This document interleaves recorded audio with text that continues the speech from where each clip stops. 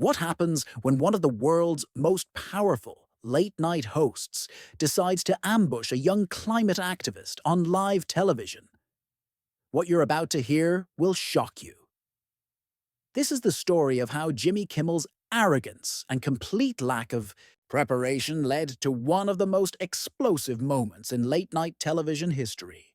By the end of this video, you'll understand why Greta Thunberg walked off that stage and why Jimmy Kimmel's producers were scrambling to do damage control. Make sure to subscribe and drop a comment below because this story has layers that will blow your mind. It was supposed to be a standard promotional interview.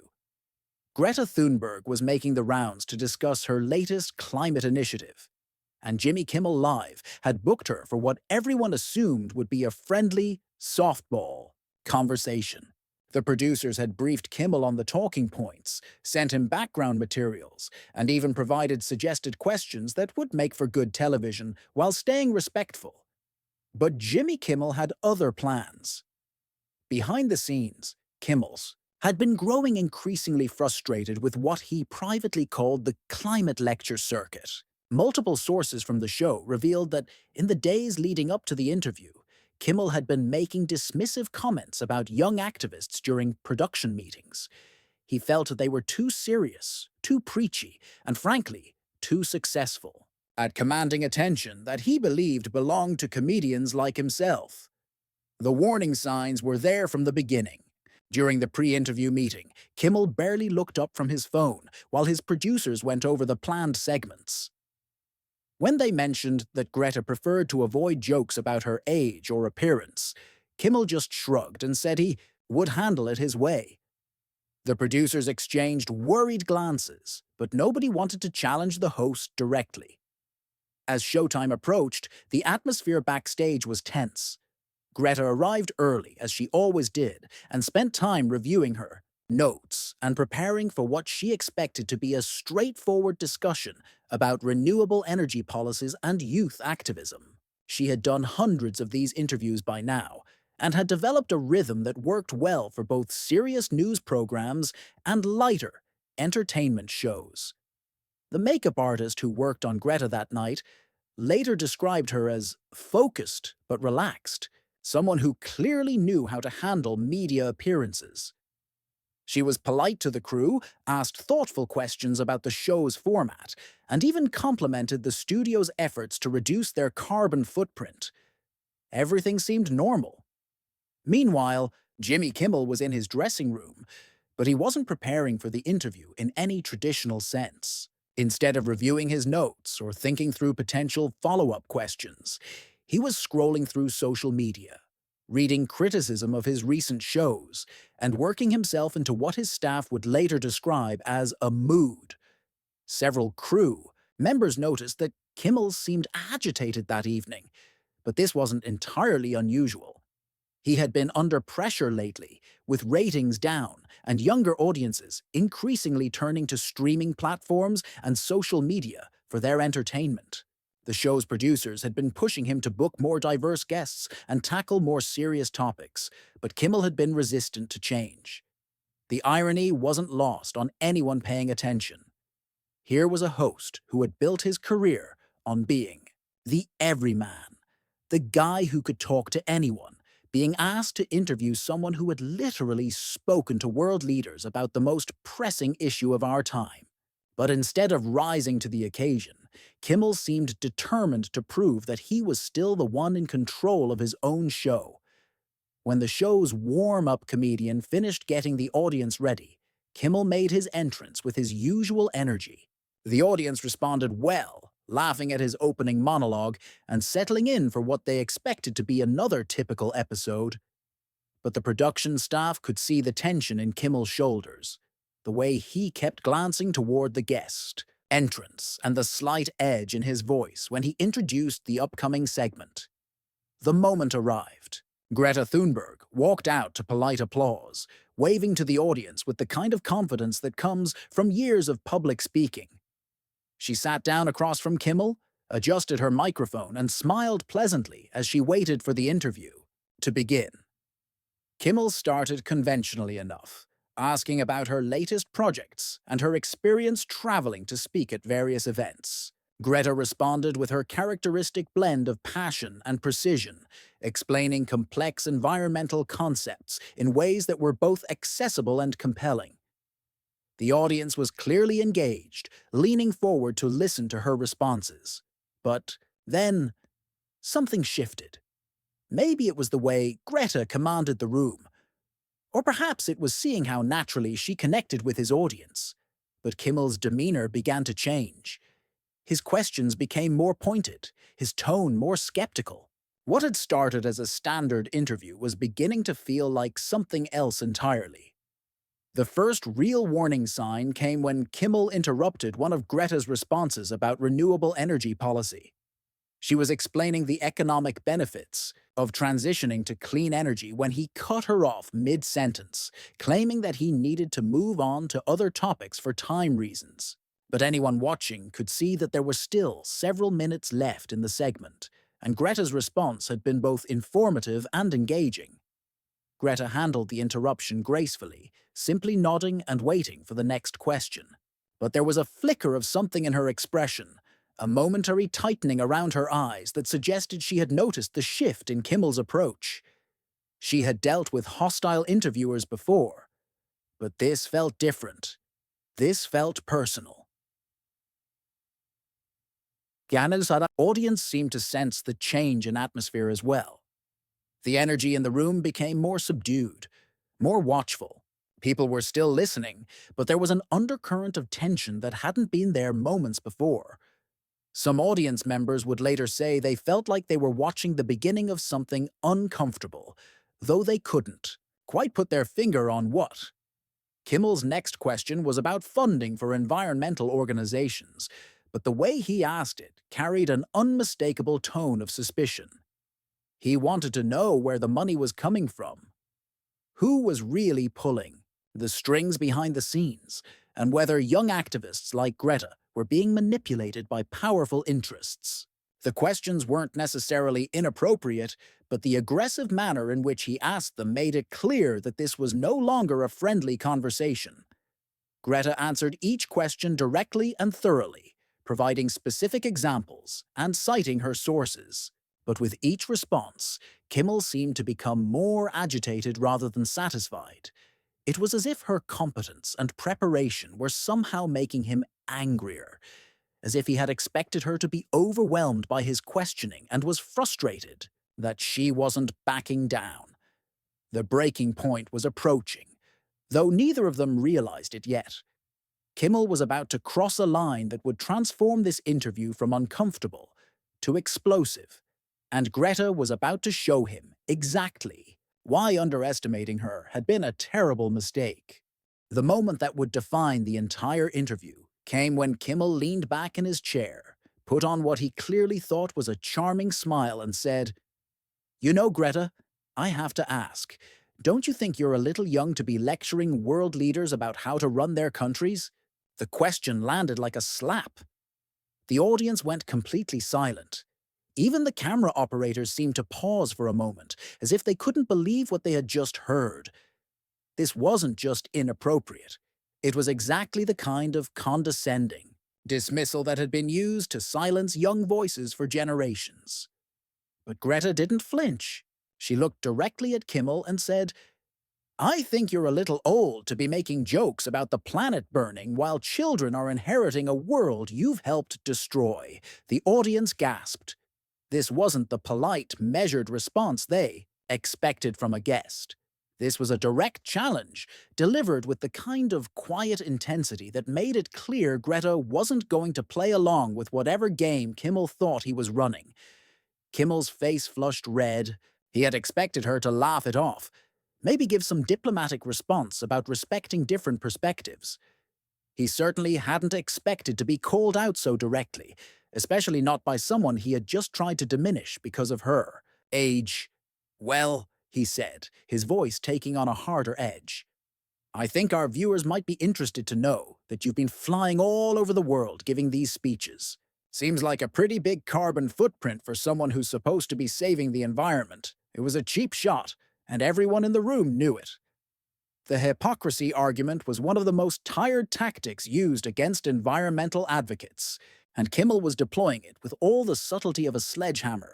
But he seemed to think he had scored a point, leaning forward with a smug expression as he waited for her response. Greta's voice remained calm, but there was steel underneath. I travel by train whenever possible, and when I do fly, I offset my emissions and use those trips to raise awareness that leads to policy changes worth millions of tons of carbon reduction. But I notice you didn't ask me about any of that research before making your accusation. The audience was completely captivated now. This had gone far beyond a typical late-night interview. They were watching a real-time conflict between two completely different worldviews, and it was becoming clear that one of them was far better prepared for this battle than the other. Kimmel was starting to look uncomfortable, but instead of backing down, he doubled down. Look, I'm just saying what a lot of people are thinking. You come on these shows, you give these speeches, but what have you actually accomplished? What laws have you passed? What concrete changes have you made? The question revealed everything wrong with Kimmel's approach. He was trying to use the same gotcha tactics he might use with a politician or celebrity, but he was applying them to someone who had spent years developing detailed, fact-based responses to exactly these kinds of challenges. Greta didn't even pause. The European Union accelerated their climate targets by 5 years after youth climate strikes. The United States rejoined the Paris Agreement. Over 60 countries have declared climate emergencies. Hundreds of cities have committed to carbon neutrality. Trillions of dollars in fossil fuel investments have been divested. Should I continue, or would you like to tell me what concrete changes your comedy has made to anything? The comeback was devastating. Kimmel had walked right into it, trying to question her accomplishments while sitting in a job where his biggest responsibility was making people laugh for an hour each night. The comparison was brutal and completely fair, and everyone in the room felt it.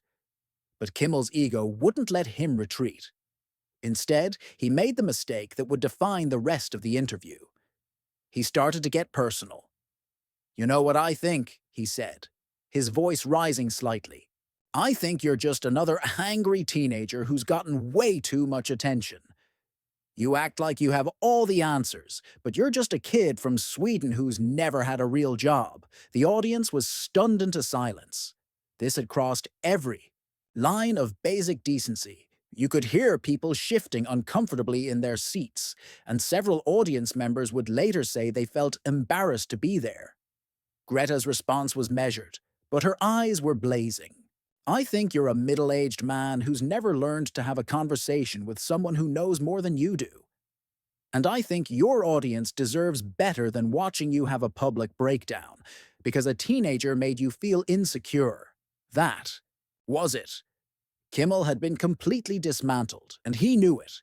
But instead of accepting the loss gracefully, he made one final, desperate attempt to regain control. "This is my show," he said, his voice now clearly strained. "I ask the questions here. Maybe you should remember that." Greta stood up slowly, her movements deliberate and calm. "Your show is supposed to inform and entertain your audience. Right now you're doing neither. You're just showing them what happens when someone in power can't handle being challenged by someone who's actually trying to make the world better." The studio was dead quiet. Even the production crew had stopped what they were doing to watch this unprecedented moment unfold. Guests didn't talk to hosts like this. They certainly didn't call them out for their behavior on their own show. But Greta wasn't following the usual rules, and her refusal to be intimidated was making Kimmel look smaller by the minute. Kimmel was clearly rattled now. His usual smooth demeanor had completely evaporated, replaced by something that looked uncomfortably like panic. He had lost control of his own interview, and he was scrambling to find a way to reassert his authority. "You know what?" he said, his voice getting louder. "Maybe you should just leave." This is supposed to be entertainment, not some climate lecture, from someone who thinks she's smarter than everyone else. The words hung in the air like a challenge. Greta looked at him for a long moment, then turned to address the audience directly. I came here tonight to talk about solutions to the climate crisis. Instead, I've been insulted, dismissed, and told to leave because I won't pretend that your host's feelings are more important than the future of this planet. I think that tells you everything you need to know about why we're in this situation in the first place. She turned back to Kimmel, who was now visibly sweating under the studio lights. Thank you for proving my point better than I ever could have myself. The audience was completely silent, but you could feel the tension in the room like electricity.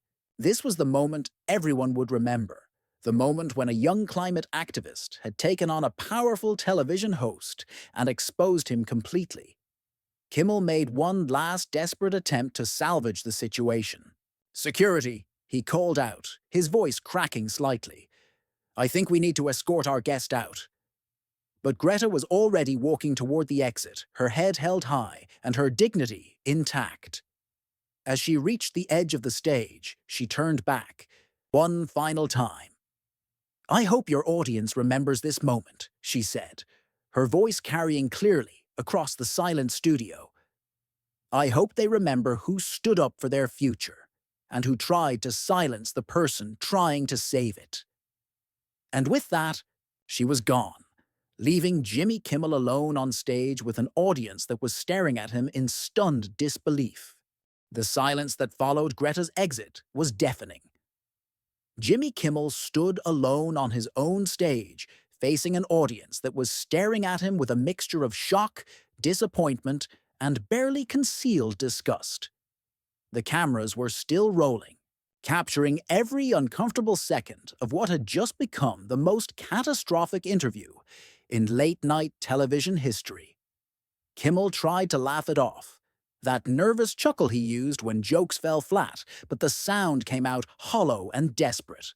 "Well," he said, his voice shaky, "I guess some people can't handle a real conversation." But the audience wasn't buying it.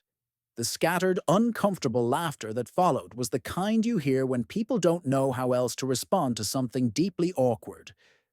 Several audience members were already getting up to leave, their faces showing clear disgust at what they had just witnessed. The show's producers were in full panic mode. Through their headsets, you could hear frantic whispers about damage control, about whether they should cut to commercial, about whether they could somehow edit this disaster before it went to air. But they were broadcasting live, and millions of people had just watched their host have a complete meltdown on national television. Kimmel, realizing that his attempt at dismissal had failed, tried a different approach. "Look, folks, sometimes guests come on the show with an agenda. They're not here to have fun or entertain you. They're here to lecture and preach. And when that happens, well, sometimes you have to make tough decisions." The audience response was even colder this time.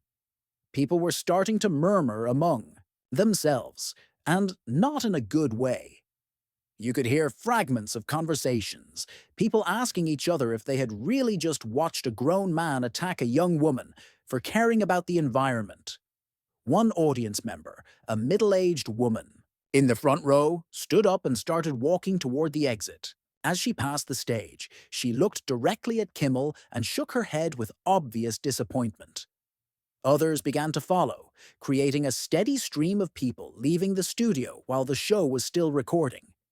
Kimmel's desperation was becoming more obvious by the minute.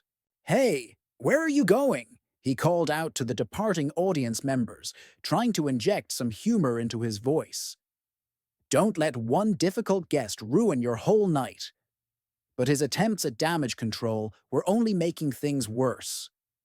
Every word out of his mouth was digging him deeper into a hole that was already becoming impossible to climb out of.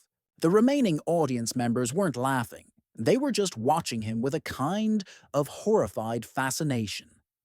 Behind the scenes, the show's social media team was already seeing the first clips being posted online. Within minutes of Greta's Exit. Video of the confrontation was spreading across every platform, and the response was overwhelmingly negative for Kimmel. Comments were pouring in, calling him a bully, a coward, and worse. The hashtag that was starting to trend wasn't supportive of the host, it was celebrating Greta for standing up to him. Kimmel could see his production team frantically signaling from the wings, clearly trying to get him to wrap up the segment and move on to something else. But he seemed frozen, unable to accept what had just happened, and equally unable to figure out how to recover from it. "You know what?" he said, his voice taking on a defensive tone. "I've been doing this job for years. I've interviewed presidents, movie stars, Nobel Prize winners. I know how to conduct an interview. If someone can't handle a few tough questions, maybe they shouldn't be on television." The remaining audience was not having it. The murmur of disapproval was getting louder, and you could clearly hear people saying things like, "She handled it. Fine. You're the one who lost it." And "This is embarrassing." One particularly bold audience member actually called out, "She answered every question you asked. You're the one who couldn't handle her answers." Kimmel's face went red again. Being challenged by a guest was one thing, but being called out by his own audience was something else entirely. "Excuse me," he said, pointing toward the person who had spoken up. "This isn't a town hall meeting. This is a television show." But his attempt to regain authority just made him look more desperate and out of control. The cameras caught everything: his flustered expression, his defensive body language, the way his voice kept getting higher and more strained with each passing moment. The show's bandleader, clearly trying to help salvage the situation, started playing music to signal a commercial break, but Kimmel waved him off, apparently determined to keep digging his own grave. "I want to be clear about something," he said, now directly addressing the cameras. "I respect young people who want to make a difference. But respect goes both ways. You don't come on someone's show and insult them in front of their own audience." The irony was staggering. Here was a man who had spent the entire interview insulting his guest, now complaining about being treated disrespectfully. The few audience members who were still in their seats were shaking their heads openly. Finally, mercifully, his producers managed to force a commercial break. The moment the cameras stopped rolling, chaos erupted behind the scenes. Producers were shouting into phones, trying to figure out how to handle the public relations nightmare that was already exploding across social media. The show's publicist was fielding calls from news outlets wanting statements about what had just happened. Meanwhile, Kimmel was arguing with his production team, insisting that he had done nothing wrong and that Greta had been the problem. But even his own staff weren't buying it. Several crew members, who had worked with him for years, were looking at him with a mixture of disappointment and embarrassment. When they came back from commercial, Kimmel tried to pretend nothing had happened. He moved on to his next segment as if the previous 15 minutes hadn't just destroyed his reputation on live television. But the damage was already done, and everyone knew it. The remaining guests could sense the toxic atmosphere. The musical act that was supposed to close the show gave a perfunctory performance and left immediately afterward. The comedian who was scheduled for the final segment kept his appearance short and avoided any interaction with Kimmel beyond what was absolutely necessary. By the time the show ended, the full scope of the disaster was becoming clear. The video clips were going viral, news outlets were picking up the story, and public opinion was crystallizing around a narrative that painted Kimmel as a bully who had been thoroughly outclassed by a young woman with more intelligence and integrity than he could ever hope to possess. The network executives were already in emergency meetings, trying to figure out how to respond to what was shaping up to be one of the biggest public relations disasters in late-night television history. Kimmel's agent was fielding calls from reporters, his publicist was drafting apology statements that would never be good enough, and his own staff was beginning to distance themselves from what had happened. As for Greta Thunberg, she had already moved on to her next commitment, continuing her work while Jimmy Kimmel's career went up in flames behind her. She had come to talk about saving the planet, and instead had ended up saving her own dignity while exposing a powerful man's complete lack of character. The question everyone was asking wasn't whether Kimmel could recover from this disaster, it was whether he even deserved to. He had been given a platform to inform and entertain millions of people, and instead had used it to attack someone who was trying to make the world better. The contrast couldn't have been starker, and the public wasn't going to forget it anytime soon. What do you think Jimmy Kimmel should have done differently in this situation? Drop your thoughts in the comments below. Hit that subscribe button if you want more stories like this, and let me know what other celebrity meltdowns you'd like me to cover next. This has been a wild ride from start to finish, and I can't wait to hear what you all think about how this whole thing went down.